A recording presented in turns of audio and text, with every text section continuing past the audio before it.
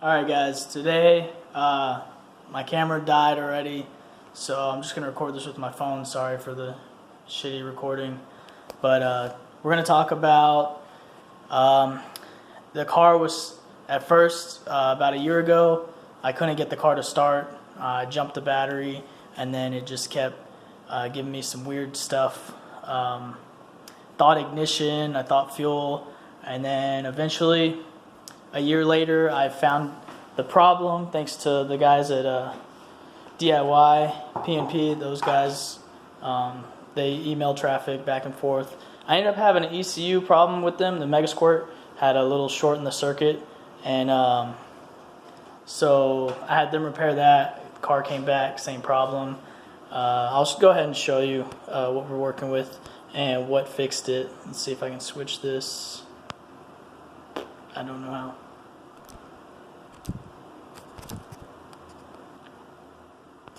Alright, so we're having a problem. I was shooting, I believe it's this one. I can't remember. I don't know where my cover plate is because it took over a year to figure out this problem, and that's gone. I got to buy another one before I start driving this. But I believe it's this one is the ECCS relay. And this one or this one. One of them is your fuel pump. I'm sorry, I can't remember. But so I was able to ohm that out to the computer. Like I said, I was having the Megasquirt problem. And I would shoot the pins here. And I took this off, shoot the pins. You have 4, 36, 37, and 47, something like that. Ohm that out. Everything was good to the relay. Just wasn't getting the right power voltage out. Went ahead and jumped the relay, and then I was able to start it every time. But as soon as I start it, turn the key to the let's show you. Turn the key to the start position, and then come back to the on position, it would immediately die. Like, it would lose all power. So I was thinking, oh, I gotta be having an ignition problem also. So first thing, ignition switch. When you turn the key and then you back off, and it would lose all power. So I figured, oh, it's got to be the switch. It's a common thing. It's got 5 terminals on the back. Obviously the cover plate's on, but so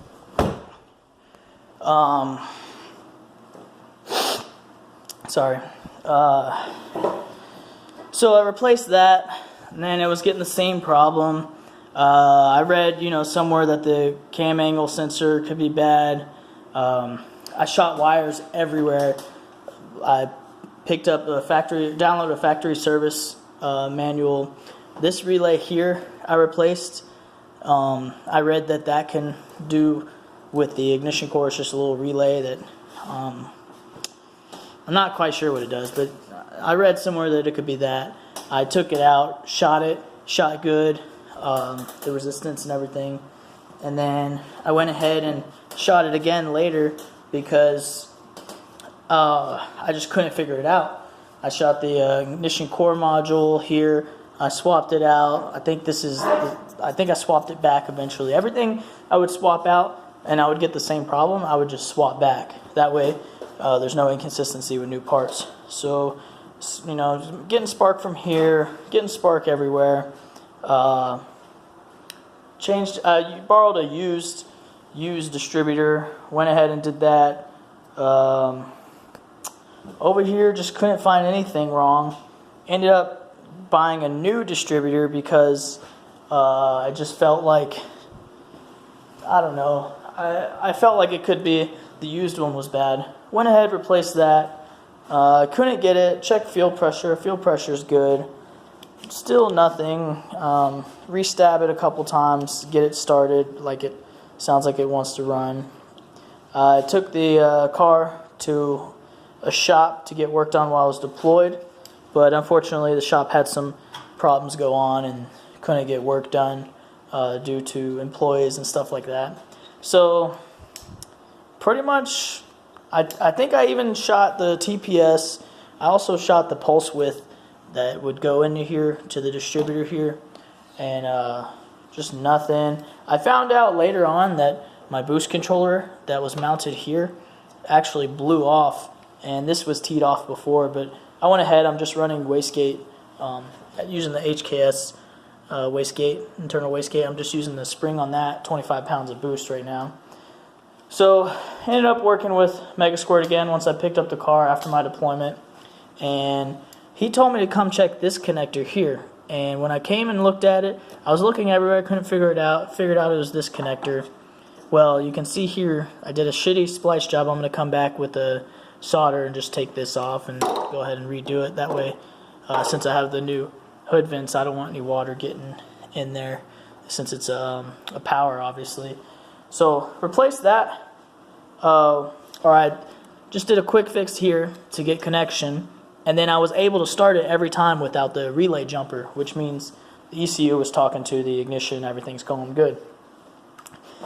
So I was like, all right, man, I'm right around the corner, I can get it started. Went and started, keeps dying every time. So I think to myself, you know, what can it be? All right, let me buy an ignition switch, because the other ignition switch I got was black, and I wanted the OEM brown one from Nissan. I ordered that one, and came in, started it up, same thing. I shot the wires on it, everything was good. A lot of shooting wires with the multimeter, ohming things out, voltage, whatever, following the factory service manual.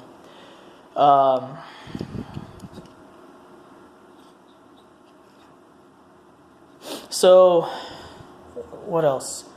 I was thinking, well, how about fuel? Because I start it and it immediately dies.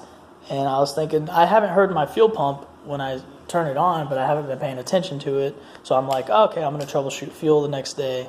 I troubleshoot fuel in about 20 minutes or less. I have, you know, a gauge here for fuel pressure. The filter's never been bad so far. I hear the pump prime when I turn on the key, and then I also changed out the relay for a known good relay. Same problem. So I went ahead and put the stock relay back, just because I don't want to have half-used relays everywhere. Then I'm like, you know what? It's got to be spark, because it's just dying immediately. It's not choking, stuttering. There's no anything. It just immediately dies. So I take off spark plugs. I just take out the wires. Take out number one spark plug. It's black. There's fuel inside the cylinder, which means it's flooding. So I take that one out, and then I get ready to take the second one out, and I'm like, you know what? Let me check the trigger disc in here, make sure it's not dirty, because it uses an optical sensor. And when I pull it open, I remember the new distributor that I got, it was this part here, the cam angle sensor. If you see here, it's like nothing here. The 240 ones are actually made, the optical cam angle sensor that reads the trigger disc in there is made by Mitsubishi. They made them for Nissan, I don't know, for whatever reason, good product. And just everything about this said cheap to me. This is made out of rubber instead of plastic. And I was just like, I don't know, it just doesn't look right.